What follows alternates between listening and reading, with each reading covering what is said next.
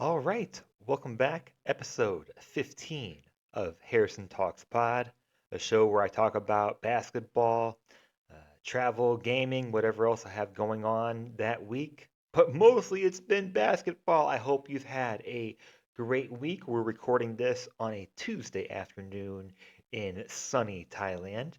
And I'm going to first talk about some Lakers basketball, their winning streak, the possibility of what they will do heading up to the trade deadline. And then I have my friend Matt from Jeek Nation. He'll tell you about that. We had a great conversation about Detroit Pistons basketball and their recent exciting success. So it was great to talk about him.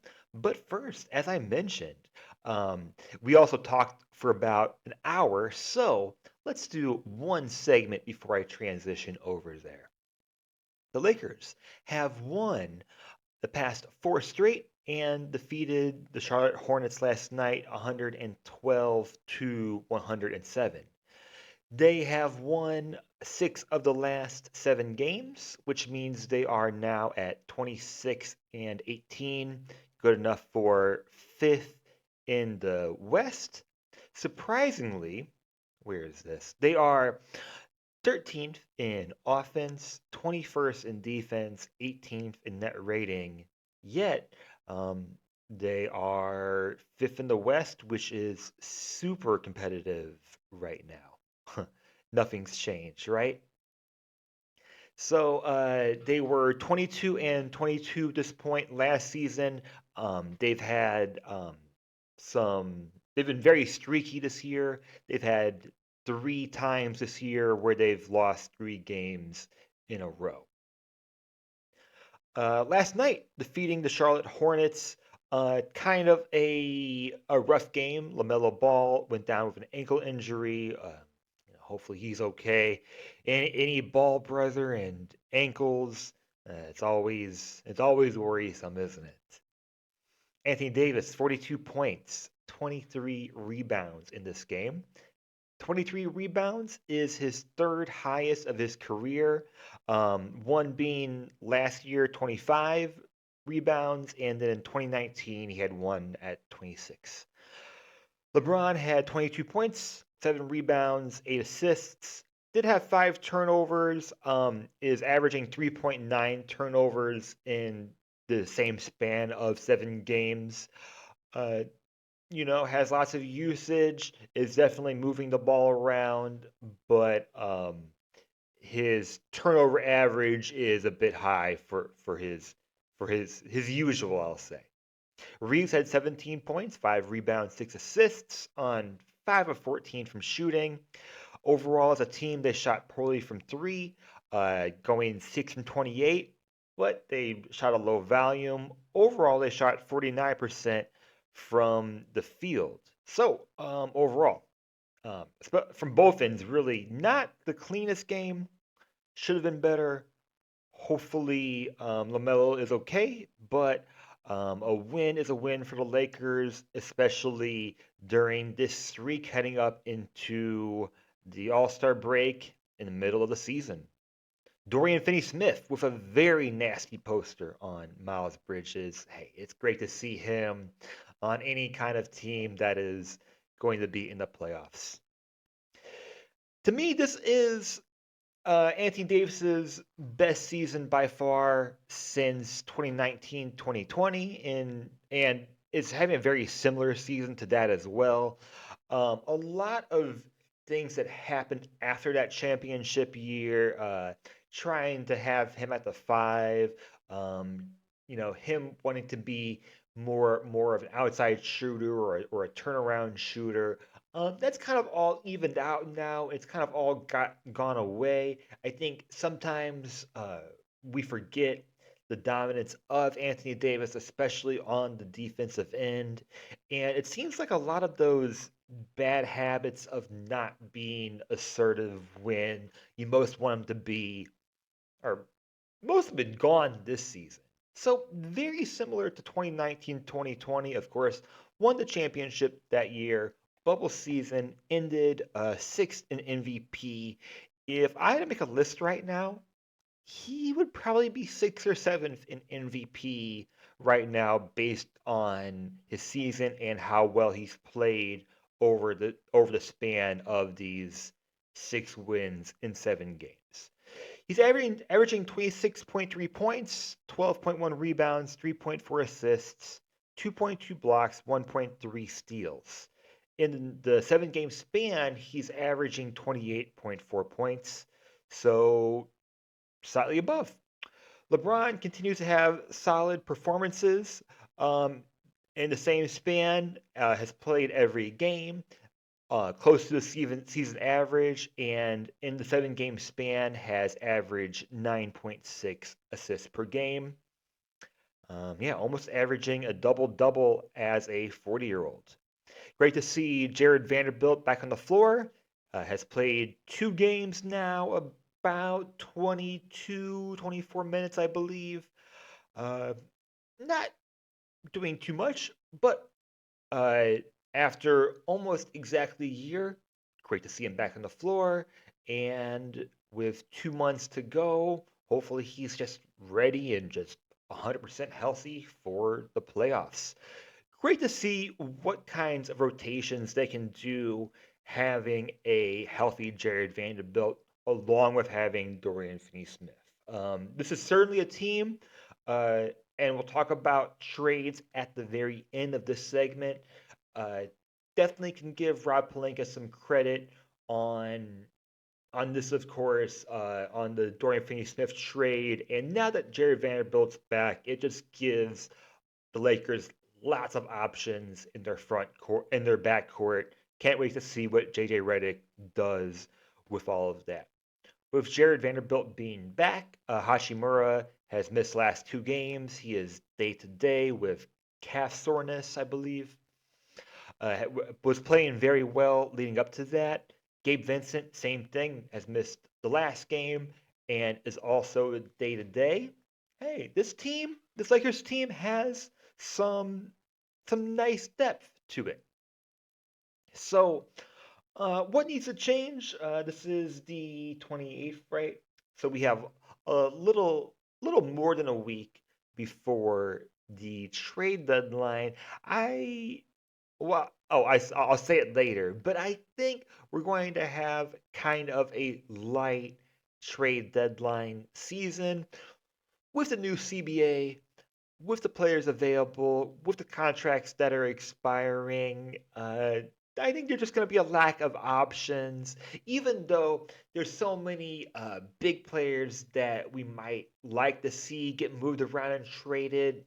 I'm not so sure if it's going to be actually possible for lots of them. But we'll see. What do the Lakers need to do?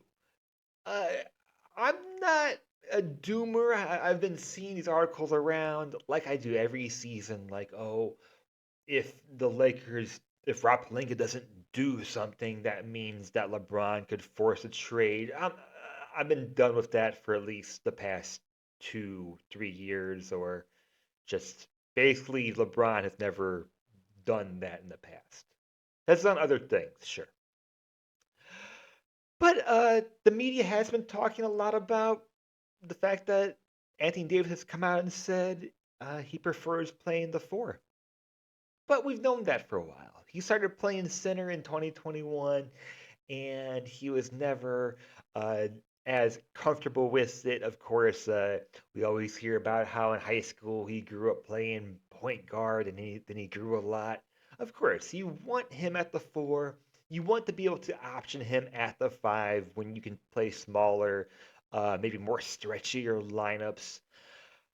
But do the Lakers make a trade for a center? And is there anything that's just logical? That's where I kind of want to end this part today. Is there anything just logical that um, that they can do? According to Mark Stein, Lakers will not be pursuing Vucevic or Jakob Poeltl, and Walker Kessler, of course, would be the perhaps the most ideal, but it might just be too expensive, um, not enough assets, or things you want to give up to make that trade happen.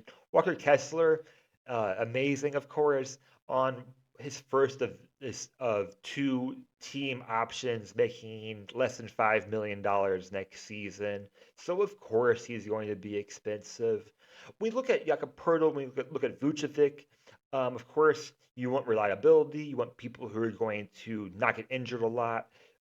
They need to focus on defense, and if you can get defense along with someone who can shoot a little bit, hey, that's also ideal. But with that being said, I think that's why Mark Stein is saying it's not going to happen. But I don't know. That's what I'm anticipating. He's an insider. He talks to people, but I think he's saying logically it's not going to happen, and I would agree. Other one that I'll bring up, last one that I'll bring up, and I talk about it every trade deadline. He gets brought up. I've brought him up on this podcast before, of course, is Miles Turner. $19 million deal expiring. Don't think Indiana would trade him, but Indiana is in a very unique situation. Uh, um, Pascal Siakam, Tyrese Halliburton, both making 45 million next year. Siakam only 30 years old. Tyrese Halliburton 23. They have they have that window, but they are very much over the second apron if they are interested in retaining the bird rights and signing Miles Turner, who could command 30 million and could probably get it from a lot of these teams that are trying to match up with the Jokic's, the Embiid's when he's healthy, the Giannis's, all of that. So it's a very unique situation, especially with Benedict Mathurin with his team option coming up, and you might want to retain him. I'm sure you want to, but it just gets very complicated when 50, 60% of your overall cap is taken up by your top two players. So, do they resign him? It wouldn't be the worst thing to do, and he definitely has value there. It just depends on if Indiana wants to be a tax team and if they want to lock into the players they have now 100%. I'm a little bit torn because they're almost there at 165 million next year. They're almost at the point where they are locking in and saying these are the players that we're rolling with. At the same time, would like to see Miles Turner on a playoff team. Indiana, I think, will be in the playoffs, but would not mind to see him just playing in a different setting, just overall. So we'll see what happens. I think we will see players that are on big expiring contracts just have their contract expired based on the rules of the new CBA and the amount of money out there. Let's leave it there. I'm going to transition here, and we're going to go back in time now to talk with Matt about the Detroit Pistons. All right.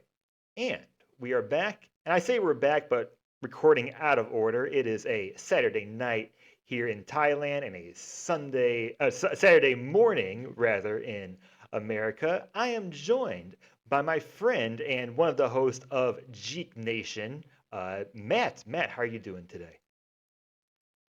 Hey Harrison, I'm doing great. Thanks for having me. Well, I'm happy to have you here. Like our correspondence, I think goes back until like last June, saying I'm gonna have you on. We're gonna do some basketball talk. You came on the other podcast, uh, so Yes, so I'm 2-0 on you. On inviting you on the podcast. But hey, we'll talk about that yes, later. Matt from Jeek Nation. Jeek is Jock and Geek, and we'll talk a little bit more about that at the end so you can promote everything so it's fresh on people's minds. And Matt is a. Are you a Detroit sports fan or a Pistons fan? great question. I am a Detroit everything fan. So Lions, Tigers, Pistons, Red Wings. University of Michigan, um, Michigan State a little bit because my mother's a Spartan.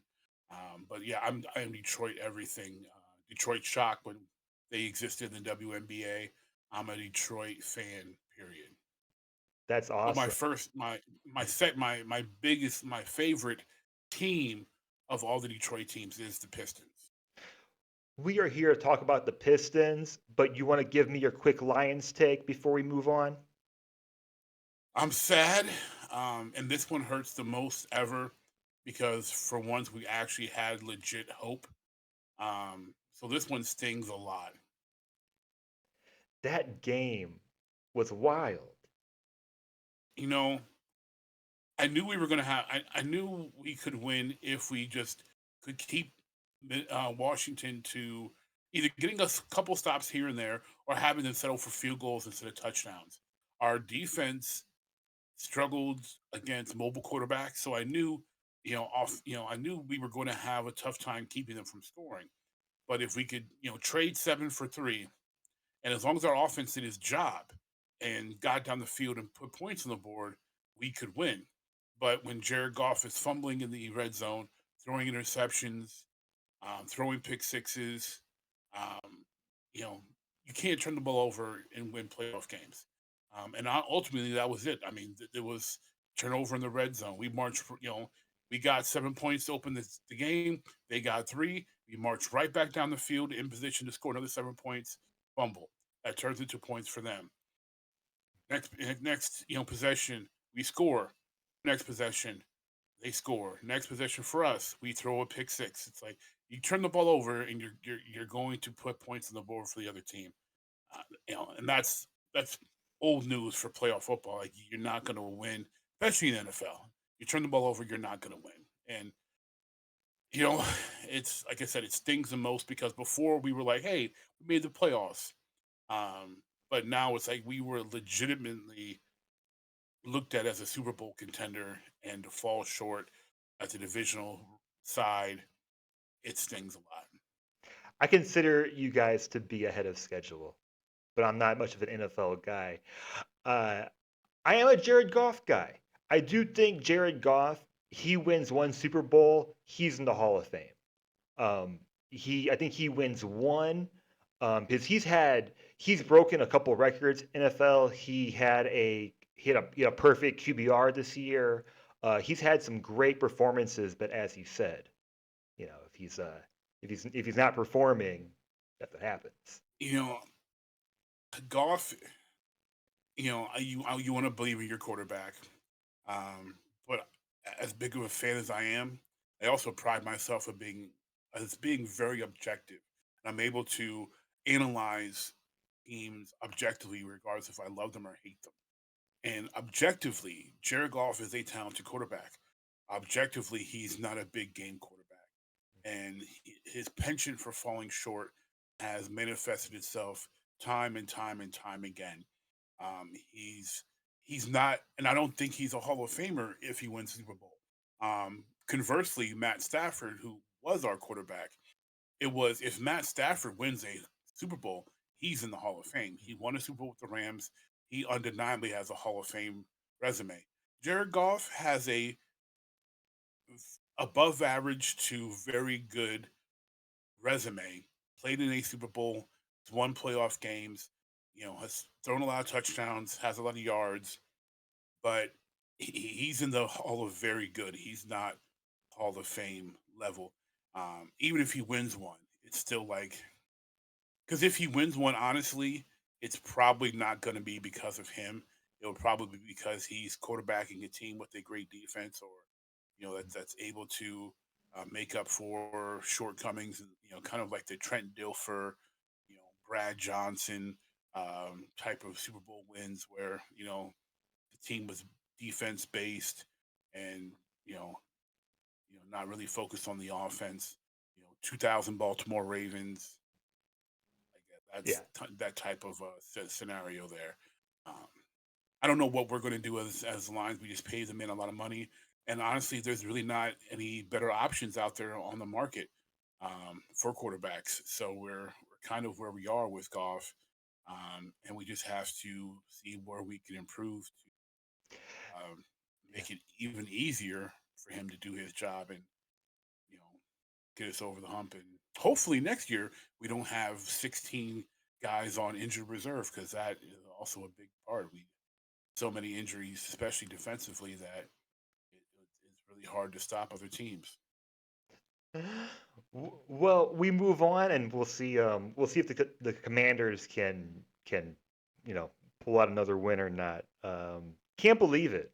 Can't believe that we even got that whole situation. Cool. We got 5 minutes of NFL talk on here. Let's move on It's a to our. bonus. It's a bonus for your Yeah, listeners. it's a bonus. They don't get NFL talk on here. Trust me. With how much I watch. So Matt, you're a little bit older than me. You consider yourself to be Gen X. I know that. Uh, Yes. my mom was pregnant with me in '89. When you Okay. won first, I was 6 months old when you won in 1990. What do you remember of those first championship years? Oh wow. So I remember those years very, very vibrantly, very fondly. But also those years were full of a lot of pain. So I was young. I was uh, just the right age to have full memory. Um, I was 89. I would have been 7 when the Pistons won in 89. Um, so, for a little context on why it's vibrant, I mentioned my mother's a Michigan State Spartan. She was a Spartan in a senior in 1979 when Magic Johnson led Michigan State Spartans to the NCAA championship. Um, my mother, a good friend of ours, family friends from our old church in Michigan, um, the wife in the family is cousins with the now Mrs. Cookie Johnson. So we had my mom had a collegiate tie to Irvin because she was on the Michigan State judo team. They were athletes, hung out. And then, of course, her friend was related to Cookie. So they had a hand in kind of the behind the scenes will they won't they story between Cookie and Magic. So the Pistons march to the title was a bigger thing in my home than the average person's home because we liked Magic and we rooted for him, but we were not Laker fans. And our good friends were Laker fans, due partially due to relation and such. So the heartbreak was, you know, and the pain I feel for the Lions right now is the pain that we felt for the Pistons. Though it was same old Pistons as we say same old Lions. It was the phrase was the Pistons will break your heart. Um, 87. Um, we're playing the Boston Celtics in the Eastern Conference Finals, and major big stop. Isaiah throws the pass in, rushes the pass in, Bird steals it, gives it to DJ. DJ lays it in, and now we lose the Eastern Conference championship, and they go on to play um, the Lakers in the finals in '87. Sorry, not the Lakers, the Rockets in '87. Then 80 and then 88 comes and we get robbed. We finally beat the Celtics. It was such a like and people like man, we weren't scared of the Lakers. It was the Celtics that really worried us because Larry Bird, um, Kevin McHale, Robert Parrish, Bill Walton on the bench, Dennis Johnson. They had 4 Hall of Famers starting, and then they had a fifth Hall of Famer and Bill Walton on the bench. They were the team that we were really scared of, even though the Lakers were the team of the '80s. Uh, the Celtics are in our conference; they're the ones we were really really worried about. So we finally in '88 beat the Celtics, and it's like, okay, we're going to go to LA, and this is ours. Like we're going to because we matched up very well with the Lakers. And Game 6, 1988 Finals in Los Angeles. Isaiah sprains his ankle really bad, yet scores 26 in the third quarter, essentially on one foot. And we're about to win the game, and they call the original Phantom foul on Bill Lambier. and put Kareem Abdul-Jabbar on the free throw line and screw us out of a championship.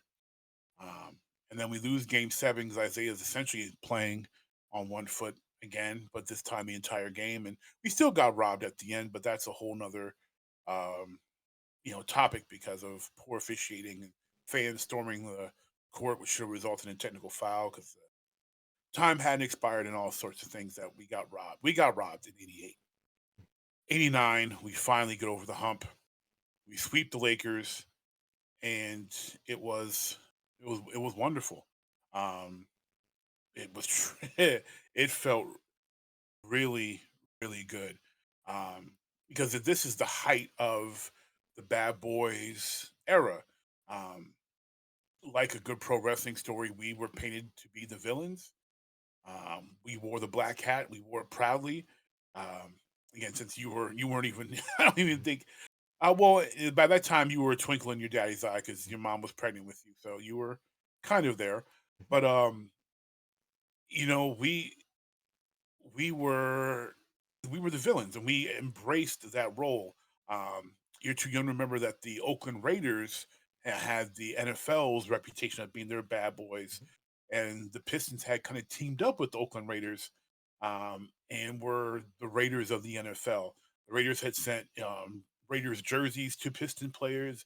They even had a alternate color way before alternate color jerseys were a thing, where they changed the normal white, red, white, and blue, and then they turned the white jersey to a silver.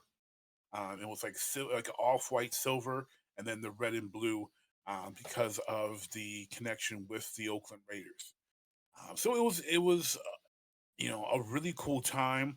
We embraced, like they're treating us like the villain. We're going to be the villains, and sometimes the villain wins, and that was really how the Pistons approached it, embraced it, and ended up winning the championship, holding off the upstart Bulls, and then 1990, going to taking on Portland and winning the second championship in 5 games.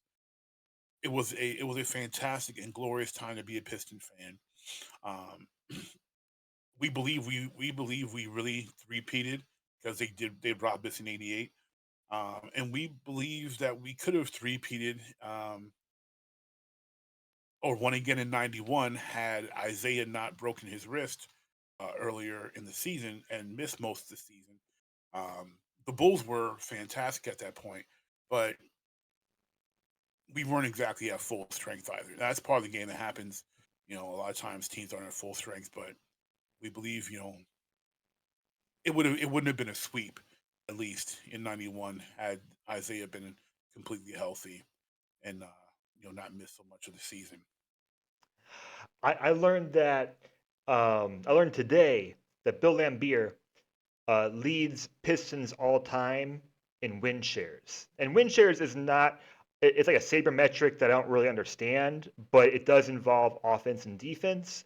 Um, Yes, I did not, I didn't know that, but I'm not surprised that he had a higher win share. Isaiah Thomas is actually fourth, because it fourth, goes yes. Bill Lambier, Bob, Bob McAdoo. I'm no, sorry, Bob Lanier. I'm sorry, Bob Lemire, Bob Lanier. Joe Yeah, because Dumars, Bob McAdoo only lasted a little bit. Then Joe Dumars. Yeah. Joe Dumars, and then it was So Isaiah Thomas. and Isaiah Thomas. So part of that is going to be, it's being on the court. Bill Lambier was a player who wasn't often injured. Um, he was one of the first acquisitions that former general manager Jack McCloskey, rest in peace. He was one of the first transactions that uh, Jack, also known as Trader Jack, made when he became the GM of the Pistons. He had seen Lambier playing for the Cleveland Cavaliers, um, and the Cavs were terrible, as they've been for most of their existence. And Lambier was in the game, and he was out there working hard, hustling, competing like it was the beginning of a 0-0 game. And McCloskey's like, this guy's out here competing, they're getting blown out, and he's like, I need a guy like that. I got to get this guy. So, he traded for Bill Lambier. So Bill Lambier has been around for a lot of those early wins, then drafting Isaiah. So times where Isaiah, where other players were injured, um, those are win shares that were attributed to Lambeer. And same with Dumars. Dumars ended up playing Pistons longer. Had a little bit longer career than Isaiah did, um, and really didn't have an extensive injury like Isaiah did in '91 to take away games for him. And he played. He extended and played. In the beginning of Grant Hill's career with Detroit. So he got to be there for those Grant Hill playoff Detroit teams until '98. So he got to be there for some more wins. Isaiah, the beginning of his career with the Pistons weren't good, so there weren't a whole lot of wins to be attributed really to Isaiah. But by the time Joe came around and we added Mahorn and Adrian Dantley and drafted Rodman and John Sally and became winners, so those win shares started to get contributed to the three of them, together. um, and then Joe was able to get a couple more winning years, 40, 50 win seasons in the beginning of the Grant Hill era. And Grant Hill is up there too with win shares. Grant Hill is right between Torian Prince is above him, and there's Grant Hill, and then I remember it's like two players from the '50s I don't know, and then it's Rip Hamilton, Probably like Dolph, probably like Dave DeBuscher, probably something like back that. probably when they were the Fort Wayne Pistons in Indiana. Um, that's very or George Yardley, another old school '50s Piston.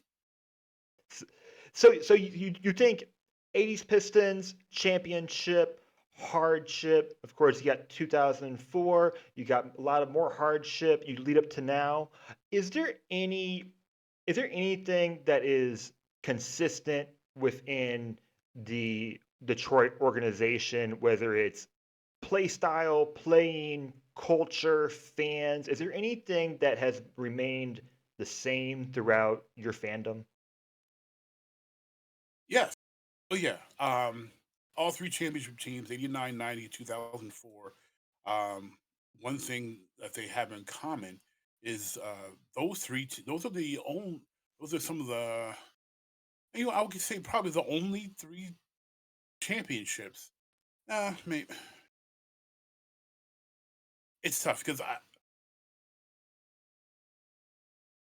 we've bragged as Piston fans that we won championships without superstars or or multiple superstars. Um, so Isaiah, um, Isaiah was a superstar player, but he was the one superstar player we had. Where the Lakers had, Kareem and Magic, and then they had James Worthy, who would have been a superstar pretty much playing anywhere else. They had former superstars on their bench, and Bob McAdoo, and such. The Celtics, a team, a superstar team, with again, four Hall of Famers, five, four starting and one on the bench. That's who we were facing, and then we had up and coming superstars in Michael Jordan, and then the development of Scottie Pippen. But those teams, one with multiple superstars, Mike and Scotty, Magic and Kareem, Bird, McHale, Parrish, um, even the Sixers, who snuck in a title in the '80s, with Moses, Malone, Dr. J. That's two superstars on one squad. Like you had to have multiple stars to win the title. The Pistons in '89, '90 had one superstar. Um, in 2004, we had zero superstars. That has been a consistent thing with us is winning the championship with only one or less superstars, and also just the grit and grind. Detroit is a blue collar city. Um, it's a grit and grind. We're going to outwork you. We're gonna play tough. We're a tough city. We're a tough minded city, physically tough city, and that has been a continual um, theme throughout the Detroit Pistons' success. Um, and even now, this current team, Coach Bickerstaff has done a great job having this team really turn up the horsepower, and they play hard. They bang hard. Isaiah Stewart is known for wanting to smoke with anybody in the paint. They're a tougher, rougher edge team than your average uh, current NBA era team. They want to go inside. They want to bang with you. They're not afraid to attack the basket in this 3 point happy shooting era. Um, and they're shooting threes. They're creating space and they're shooting threes, but they're attacking the basket. Especially Kate Cunningham is attacking the basket with vigor, um, and that's all consistent with Detroit basketball.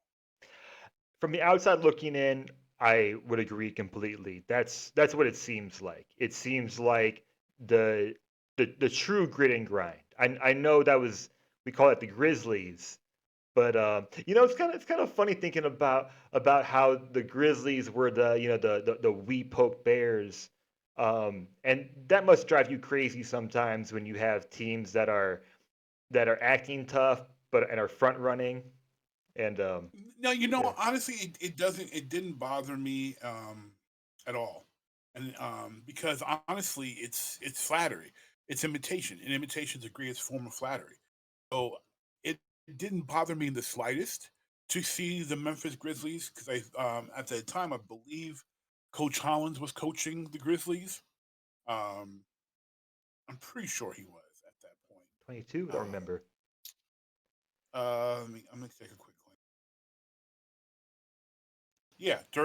During that time, Lionel Hollins was coaching the Memphis Grizzlies. Um, Lionel Hollins is a former Detroit Piston. Um, so it's not surprising to me that they went with that, and they were also built very similarly to how the the late '80s Pistons were. They had an imposing front court. Um, they had a big man in Marcus Gasol who could shoot. Um, was a staunch defender. They had tough, really gritty guard play. Um, Defensive minded. Tony Allen on the perimeter, Mike Conley. Um, they were not going to be intimidated by anybody.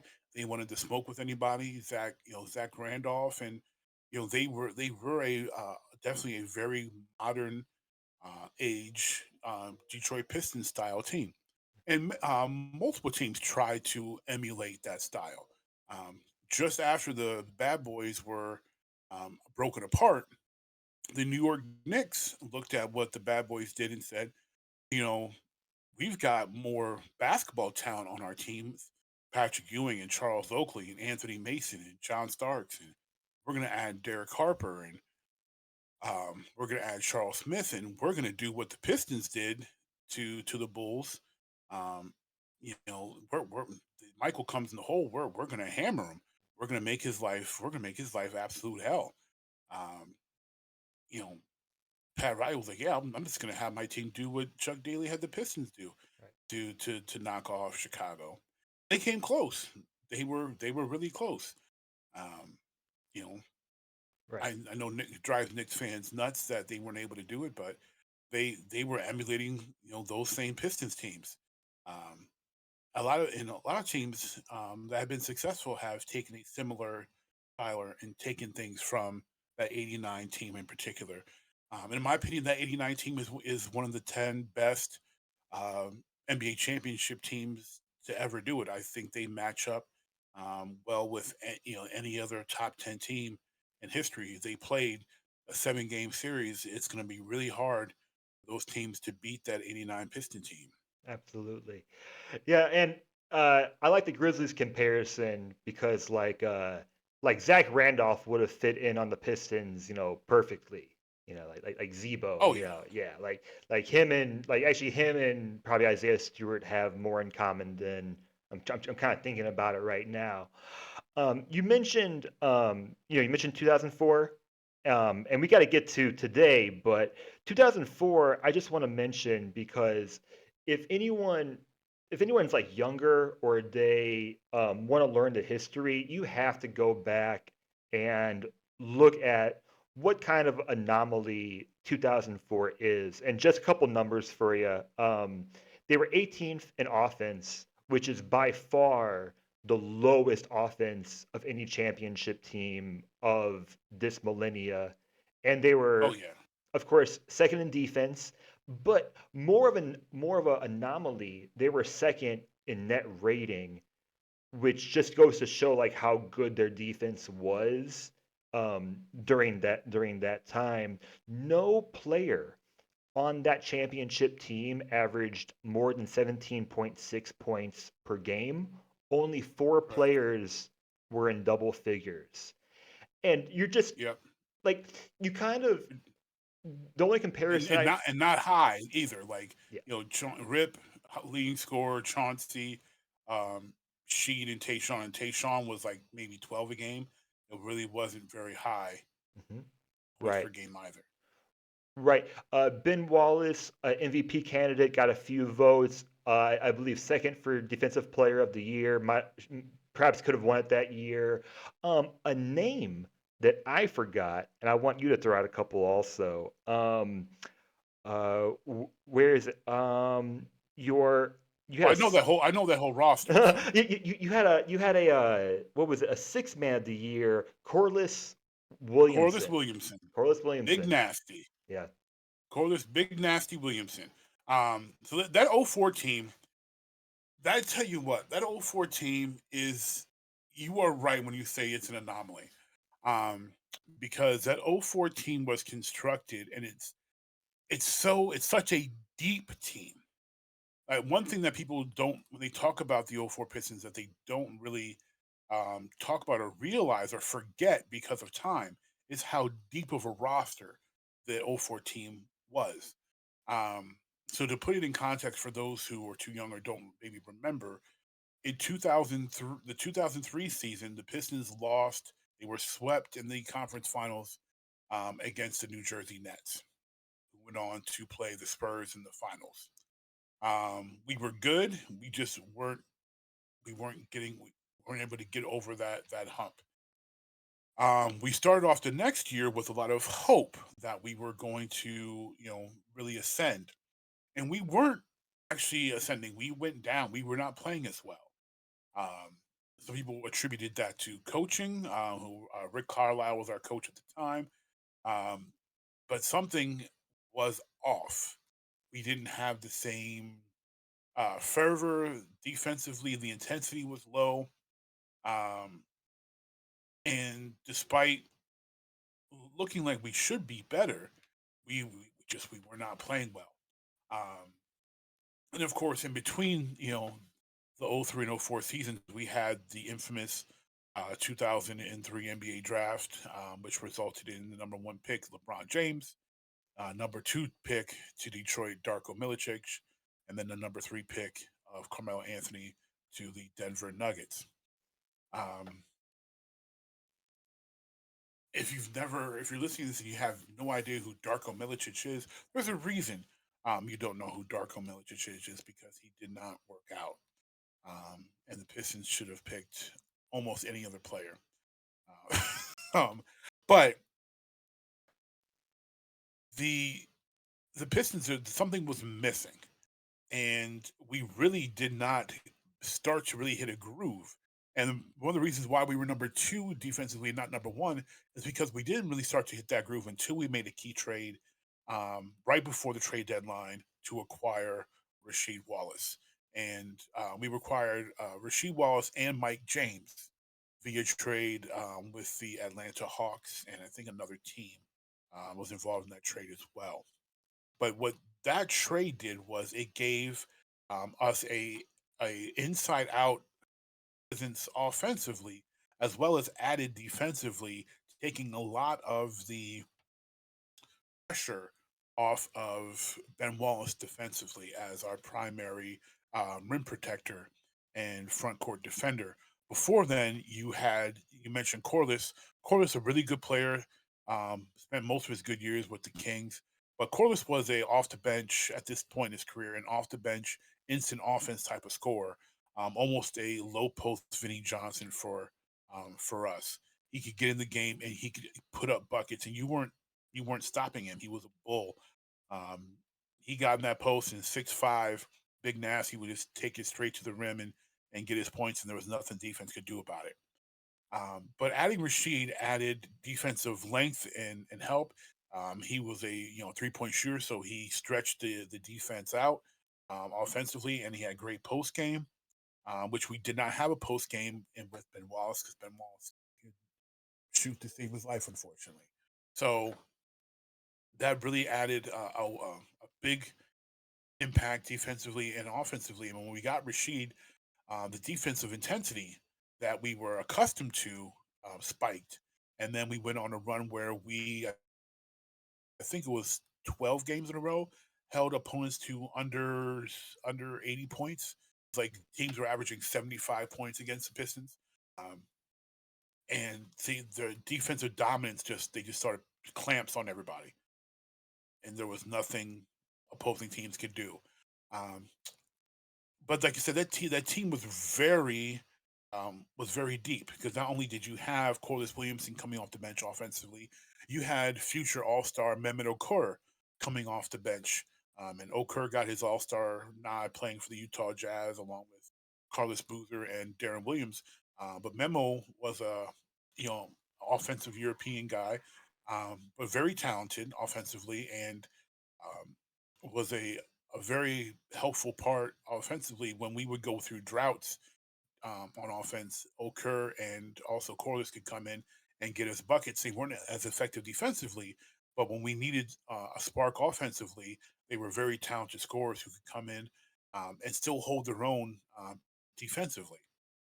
Then you have the addition of Mike James, who gave us a third guard off the bench who could um, play point guard. He could back up Chauncey.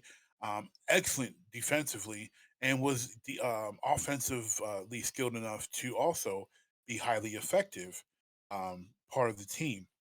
So and then we had also a very similar guard doing the same thing, but it didn't hurt to have another one in Lindsey Hunter, who had been a Piston, left and came back, also providing a backup point guard role, able to score offensively and stop people defensively. So just a very deep roster. And then I haven't said anything about Tayshaun Prince, but Tayshaun Prince, starting lineup highly effective with those long arms and the block that saved the season. Getting Reggie Miller from behind on that fast break, like just such a Yeah. deep squad. And then also, even though he didn't have a lot of fanfare, Eldon Campbell, Mhm. former Laker, who played able defense in backing up Ben Wallace against Shaq in the '04 finals. Like the team was just extremely, extremely deep. Um, and that was one thing was super unique about that Piston team is they had uh, players that were so impactful, so deep on that roster. And after that '04 team, um, celebrated their championship, much like the '89 team, we lost several key pieces to that team. We lost Corliss Williamson. We lost Mehmet Okur, who signed um, a restricted free agency deal with Utah, which caused him and that we weren't able to match. So we lost him to Utah. Um, we lost Mike James. We lost. Um, I think Eldon Campbell retired. It was just a lot of. We lost a lot of important players, so we weren't as deep in '05 as we were in '04, which I think hurt us when we bid to try to go back to back and lost that finals to San Antonio. So a very, very, very deep 2004 Piston team. Very deep. And you started by talking about LeBron James, and it's worth mentioning too is that uh, after that series, there was no more Shaq and Kobe after that, right? Correct. That was Right. the Yeah. last time we saw Shaq and Kobe, and so that '04 team beat the Super Lakers with Kobe, Shaq, Karl Malone, and Malone. Gary Payton. Yeah. all on the same, four Hall of Famers again on the same team. Um, and that was the last year that they played together, and we beat them in 5 games. Um, and I mentioned that draft because that's another thing that people talk about to this day is the big. It's one of those big what ifs. What if Detroit had, and mostly it's what if Detroit had drafted Carmelo Anthony instead of Darko Milicic. And a lot of people say that the Pistons would have been better, that we'd have won more, we would have won multiple championships. Um, I actually disagree with that. Um, I actually think that if we had drafted Carmelo Anthony, I don't think we would have won in 2004, and I don't think we would have won any championships with Carmelo. And that's not a personal knock on Carmelo. It's just it's just a basketball understanding thing.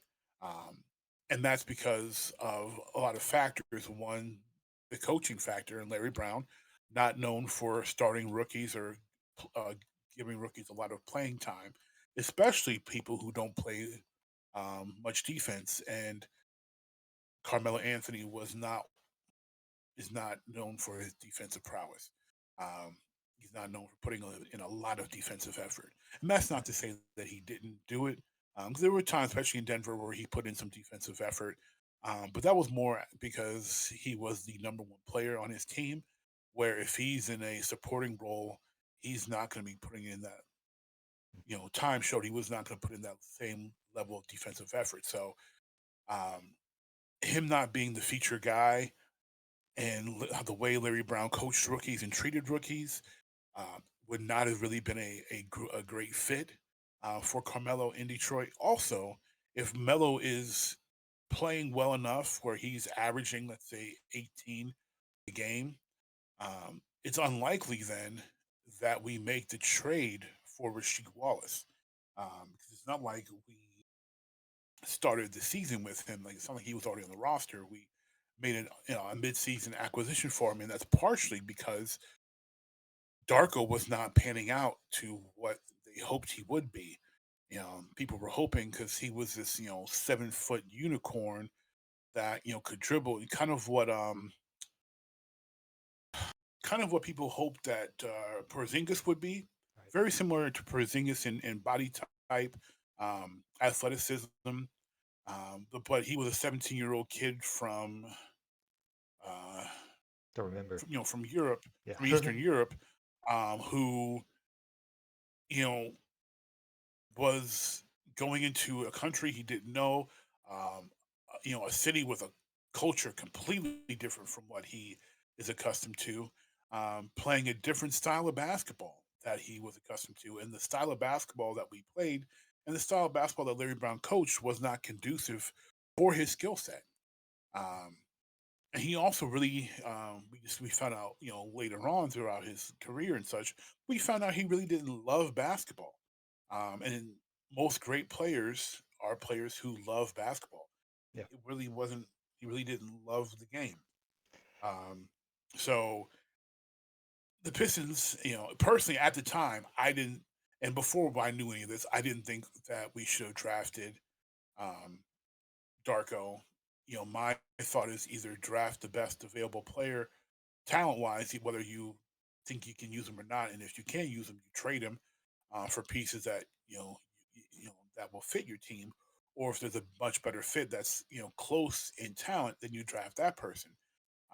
I personally would have drafted Chris Bosh over Carmelo or Darko, um, and he would have been a much better fit. And if Larry Brown was his typical Larry Brown, um, and he would have kept Bosch buried on the bench, it would have been more likely we still make the trade for Rashid. But then you would have Bosch emerging, getting some chances, starting to emerge under the tutelage of a Ben Wallace and Rasheed Wallace, which would have then extended the high level play of the Detroit Pistons, and then could have possibly resulted in multiple championships won. I just because defensive prowess of Chris Bosh compared plus his offense compared to Carmelo being a score first type player, as well as Carmelo being a black hole on offense. He's not a ball mover. The Detroit Pistons offense was built upon moving the ball around and getting to the open man because we really didn't have many ISO scores. The only ISO score we truly had was Corliss coming off the bench. So he wouldn't Melo as a fit, and Larry Brown's offense isn't designed around ISO scores. Watch, Larry Brown coach teams, even with Allen Iverson. Allen Iverson came out off a whole lot of screens, get himself open for quick shots. A lot of Allen Iverson's ISO highlights um, are off of busted plays and not plays set up for him to go one on one. And the Larry Brown coach Indiana Pacer teams with Reggie Miller, ball movement, sitting screens, curling off screens, getting quick shots for his star players. Right. Not offense conducive for Carmelo Anthony. So a Dwayne Wade, a Chris Bosh. I think Bosh would have been the best choice, but even a David West, future All Star, would have been much better picks and increase the longevity of the Pistons being a force through the late 2000s into the early 2010s instead of Yeah. spending that draft pick on I mean, Darko. outside of Carmelo, you're mentioning a lot of players that ended up winning championships, not as Yeah. first or second options, but Chris Bosh, David West, Dwayne Wade.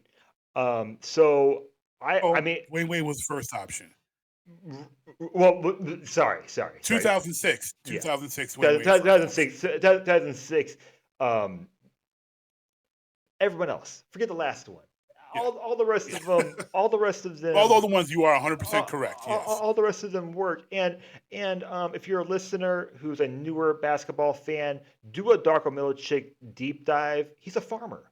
He's a farmer now. He is. He yeah he Yep. went back to I want to guess Lithuania, but I know that's not right. I know it's something It's not. else. Yeah. It's not. I It's wanted to not say that. Serbia at first, but I don't think it's Serbia either. Um, If it was yeah, I forget Serbia, what countries. yeah, if it was Serbia, it's like I think it's a country that doesn't have that didn't have a lot of basketball, um, but yeah, I would agree with you on all of that. I mean, if we had seen Carmelo win championships, then I might have some sort of rebuttal. But we kind of know what those results were. All right, Right. I was correct. My instinct was correct. He is Serbian. he is Serbian. So Okay, so he yeah. So he was. I mean, he was Jokic before Jokic. He had that type of skill set. He just doesn't. He didn't play in an NBA um, era that was conducive for that. But he is so Serbian. so we are going late, but we need to do 5 minutes of current Pistons basketball. Uh, Pistons are 23 and 21 right now. For context, at this Correct. point last That's season, they were 5 and 39. Uh, that's right. um, uh, my so a little bit more. They've had three head coaches in 3 years. Of course, they have JB Bickerstaff now. In the offseason, they added Tobias Harris, Tim Hardaway Jr., Malik Beasley, who's having his best season in five Fantastic years, season. fantastic Yep. season, um, and Paul Reed. So, and then of course the ascension of Cade Cunningham, which I'll let you talk about. But my main question is, what is your biggest surprise from this season so far, and what has led to the biggest change from 23 wins is the most wins you've had in 5 years. Well, actually tied for 21, 22, but we're halfway through the season. So what's the Right. biggest change from last The season? biggest change is Junior. Um, well, Coach Bickerstaff. I refer to him as Junior because I'm old enough to remember his dad, Bernie Bickerstaff, coaching. Um, so baby Bickerstaff, he is the big difference. The talent was there and had been there. The talent was there for Monty Williams, um, and I've always liked Monty Williams, but he just took. Honestly, I think Monty just took the job because they threw so much money at him he would be an idiot to say no. I don't even think he really wanted to coach last season, and he really did not coach like he wanted to coach last season. He coached like someone who took a job because he'd be a fool for turning down, I don't know, $84 million or something insane like that. And then the coach before that, Coach Casey, they held on to Coach Casey way too long, in my personal opinion. I thought Coach Casey was going to be the person to get um, any team over the hump, and we saw that with him in Toronto. Um, the biggest difference is Coach Bickerstaff. The talent was there last year, and everybody thought, every basketball analyst said last year the Pistons should be like, Cade going to his sophomore year, Jaden Ivey's, you know, really strong player. Jalen Duren should be maturing and developing more. Isaiah Stewart's providing this. They if they can get some more shooters to help spread the floor, and they do what Detroit teams do and play hard defense, this team is going to make noise and going to be scary. Then we had the worst season that we've ever had. But that wasn't because of talent. That was because of coaching and preparedness. Coach Bickerstaff believes in this team. He is coaching this team. Um, and honestly, if Jaden Ivey hadn't broken his foot, a couple weeks ago, we'd probably be sitting a little prettier than six in the East right now.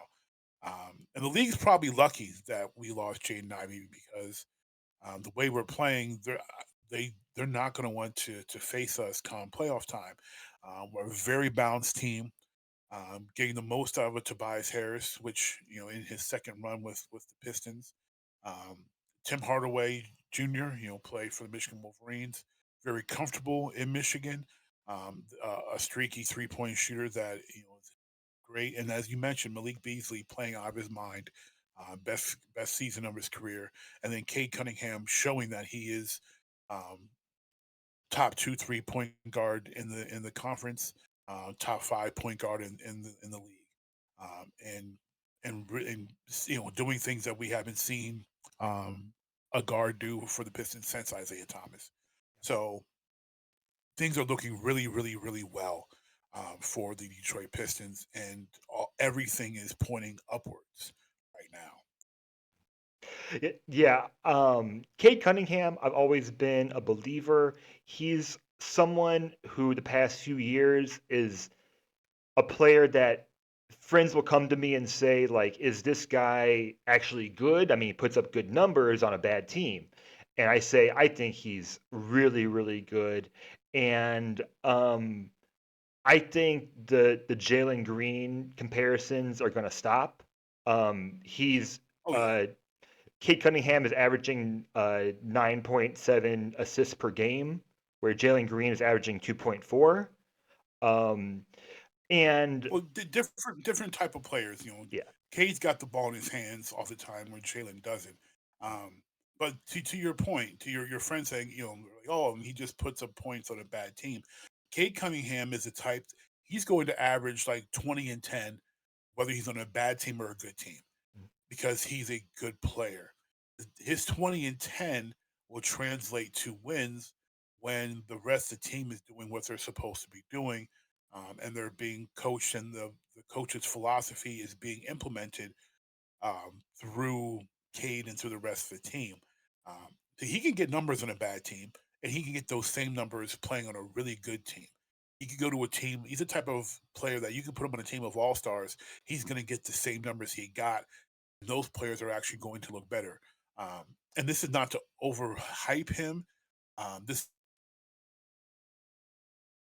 is the type of player he is, but Jason Kidd was that type of player. Jason Kidd would average, 15 and 10 and 7 rebounds on any team that he played on.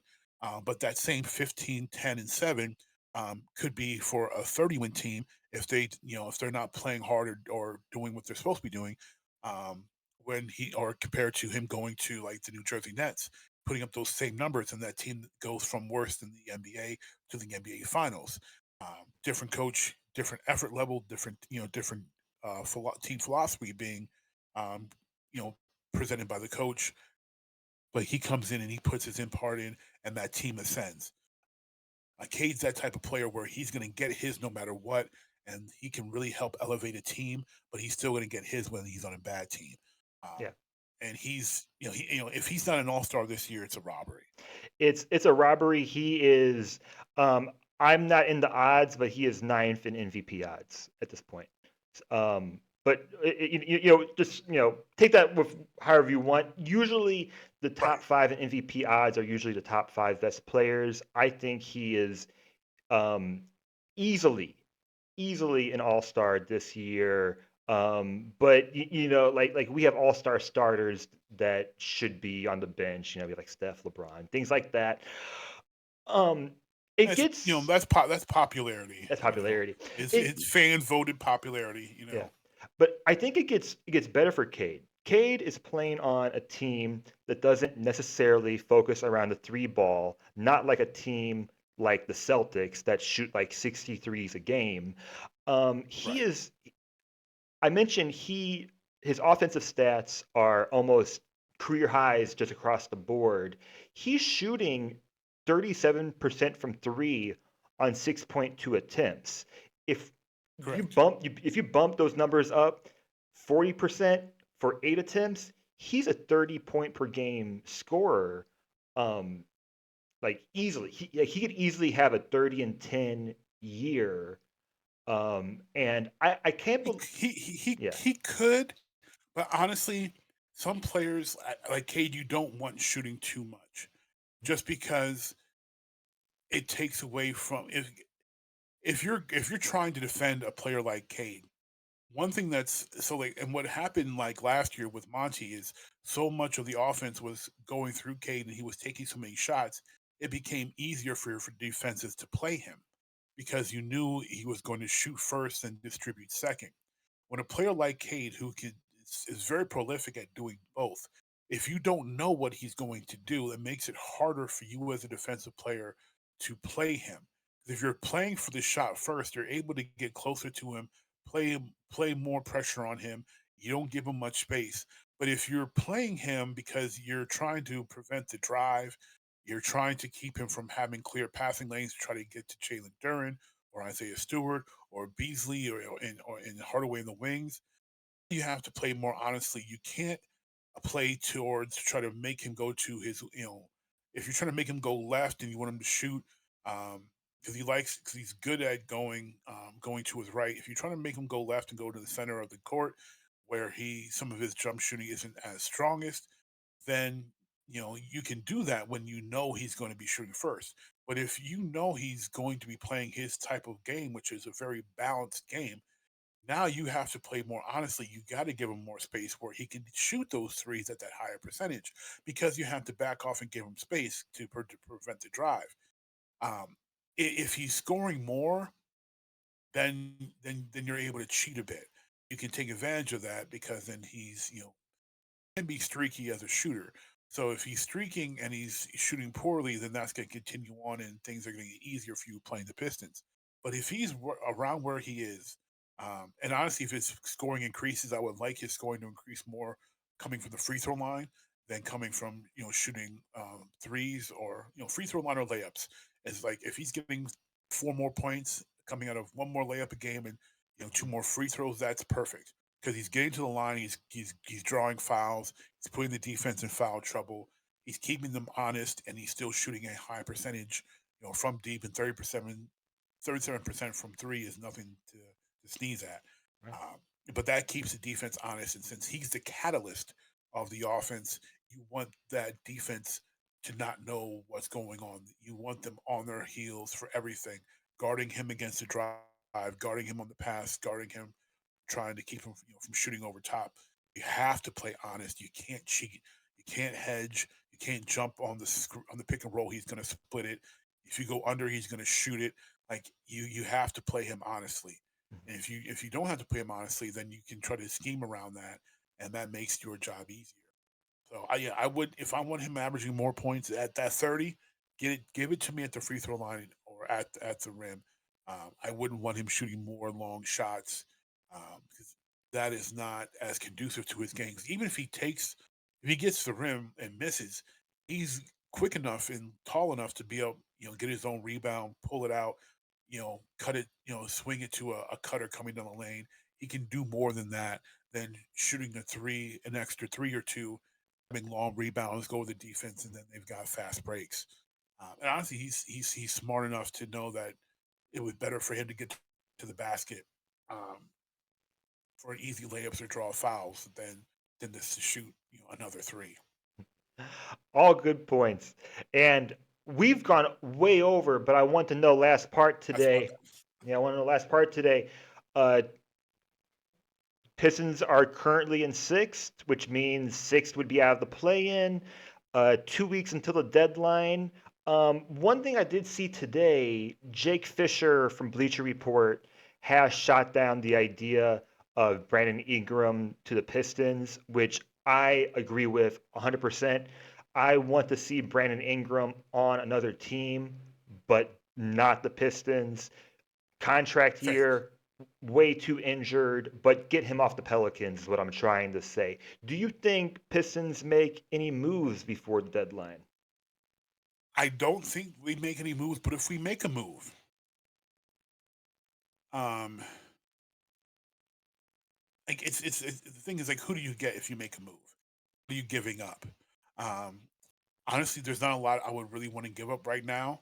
And if we make a move, if we're giving up, some future picks, and you know, the thing is, we can take salary. We have a lot of space. So people, we're a hot spot for salary dumps. If we make a move, I would want it to be for a player that's going to push us to be better and get us higher. And the only player that really out there that's on the market that's known for doing that is Jimmy Butler. And if we could get Jimmy Butler without giving up much, um, I'm okay with that. I don't want a Brandon Ingram. I want somebody who's hungry, who wants to win, who competes hard, who pushes, who does. If Jimmy Butler plays like a Piston, he's not. He doesn't care just about scoring. He wants to win. He will do the little things, the dirty things, the hard things to win. He'll hit big shots. He'll make big plays. He'll get big steals. He'll get big blocks. He'll grab big rebounds. That's the type of player that fits in Detroit. That's the type of player that's Detroit basketball. So I don't think we're going to get Jimmy Butler. I don't think we have the assets Miami will want for him. But if there's a way where we could get Jimmy without giving up too much of the future, I'm all for it. Other than that, I like what Coach Bickerstaff is doing with this roster, and I really wouldn't want it to be changed for for anything, but not but Jimmy Butler for not too much. I went through the options. Jimmy Butler is I could see that because I don't know what's going to happen, and I could also see Detroit just somehow being like a weird fourth team in the Jimmy Butler trade, like a fourth or fifth team, and I don't know, like it's gonna get really hairy that whole situation. Like there's gonna be Yeah, multiple teams involved. I predict we have a kind of more of a quiet trade deadline season. I could be wrong. I don't think Cam Johnson is gonna get traded, even though he's awesome. Miles Turner, who I always want to see get traded, never gets traded. But always gets brought up. I think we'll have kind of a quiet deadline. it'll probably be quiet just because there's really not that many movers and shakers right now, and the only big drama is the Jimmy Butler drama. Who says he'll play anywhere but I think he said anywhere but Memphis. And we're So about Memphis, which is really funny, and the new CBA is proving to be very difficult for second apron teams that can't take on any extra money in a trade. It really limits what some of these teams like the Suns can actually do because they can't take back anything right. extra, and you're gonna pay Jimmy Butler 50 million next year. So, all right. All right, Matt, I told you 30 minutes. We went for an hour, and that's great. Matt, it's your time to promote stuff. What are you working on? What can you tell us about? Yeah, so as you mentioned, I run Jeek Nation, which is a podcast network. I'm the host of the original Jeek podcast, as well as our pro wrestling show, Breaking Ring Rust. Um, for those listening, a Jeek is a jock. It's jock, the word jock plus the word geek. It's a phrase I coined back in the day, in the '80s. It wasn't cool to be an athlete and be a geek, but I was anyway. I was, a star athlete who was watching, Star Trek and Star Wars and watching anime and reading comic books and all, those nerdy things that people got made fun of for. So I knew there were others like me, so I created a show that combines and offers the best conversations combining sports and geek culture. And that's the Original Jeek podcast. We are working on creating a sports focused show with a recurring guest on the Original Jeek podcast, comic book writer, author Greg Burnham, um, who. So we are working on developing that with him, and we're hoping to do. We're planning on doing more live streaming this year, discussions on movies and TV shows. We did some last year around like X-Men 97 and such. We did one end of last year on the first two parts of Cobra Kai. So looking to do more, just getting some more content out there, having a bit more fun, interacting with podcast listeners and viewers. And, you can find us on Facebook, Instagram, TikTok, Threads, Twitter, all those is Jeek, Jeek Nation. Easy find, easy to follow, and our link tree will connect you to both podcasts and YouTube channel and all our other networks. And the link tree will be posted with this episode. Matt, thank you so much for joining us today. I'm gonna have you on talk about basketball. I'm gonna have you on the other podcast talk about video games. Have me on Yeah. talk about if you're gonna do your wrestling pod sometime. Wrestling's on Netflix. I'm watching wrestling again now. So Okay. Yes. there's all Yeah. these. Our first episode for this year is going to be on the first few weeks of Raw on Netflix. So yeah, absolutely. So, yeah, thank you so much. And this is the end of this episode. Thank you so much for listening. Like and subscribe. Check out Jeek Nation. And thank you so much. We will see you next week.